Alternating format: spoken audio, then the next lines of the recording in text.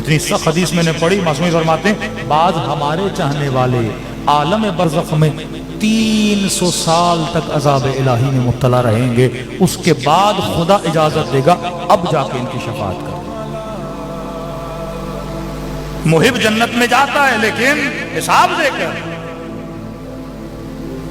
یہ بھی نعمت خدا ہے کہ عذاب کے بعد تجھے شفا دی جا رہی ہے، ورنہ 1000 سال گزر گئے، یزید ابھی تک جل رہا ہے لیکن وہ آگ اسے شفا نہیں دے رہی۔ خالدین فیہا، شمر جل رہا ہے، وہ آگ اسے شفا نہیں دے رہی، لیکن یہ عذاب تجھے شفا دے گا، تجھے دھوئے گا۔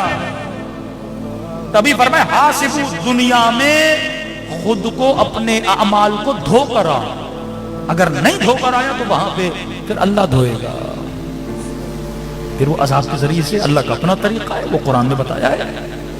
یہاں پہ بڑا آسان طریقہ ہے، آ حسین کی مجلس میں اپنے گناہ پہ رونا شروع کر دے، حور کی طرح خدا کو سیدہ کے لال کا واسطہ دے۔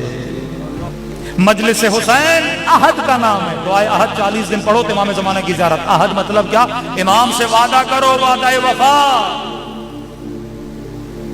مولا میں وعدہ کرتا ہوں آپ کا شیعہ رہوں گا۔ مجلس کا مطلب یہ تجدید عہد کرو حسین سے، فرزند حسین امام زمانہ سے۔